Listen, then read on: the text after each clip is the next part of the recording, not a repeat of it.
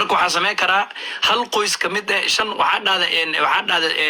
afar qoys aan soo helay hal qoys macnaa 6 qoys aa dhiman 6daas qoys hal qoys ka mid ah anaa ka qayb qaadana anaa bixinaya lacagteeda ma fahanti Allahu akbar ما شاء الله waxaa sameynaa marka ani hadda caawa meelaan u socdaa qadkiina soo gal ma rabin shanta qoys kale waan kula dhameyn karaa waana kula qayb qaadana waliba shantaas iyo shan kale dadkii way bixinaya laakiin waqti aan balameena waqtiga aan balan anaa kula soo galaayo barnaamijkana kula daadihinayo haddaad rabtid qolaa kuu soo furaa haddaad rabtid qolkaaga soo furan anaa kuu imaanayo dadka taleefankii meesha wax lagu soo diraya u sheegay waxaan kugula dhameynaa less than 1 hour wax ka yar ay shantaas qoys kugula dhameyn karaa ma fahanti marka caaw ifasax si caaw ifasax habeenta madaaqad waqtigaysid waqti hore kula soo gala waqtigan ka dhow waa ku dib yareynayna ma fahanti anaana ku soo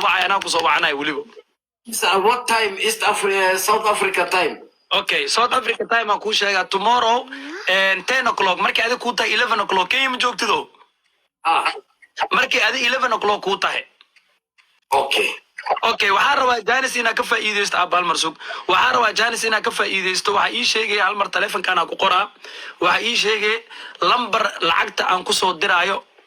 u kaadam ku dhino wait okay lambar aan lacagta ku soo diraayo iyo magac saddexan taleefan ku qoran ii sheeg waxa ku +254 okay ii kaadam +254 722 722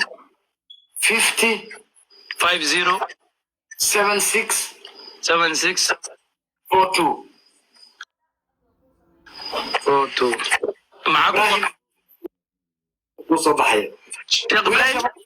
عبد الله شيخ كبير إبراهيم عبد الله أنا مر والبا أب وكادي وين أنا مر والبا حكوا شيخ حكوا أنا مر والبا شيخ يقطع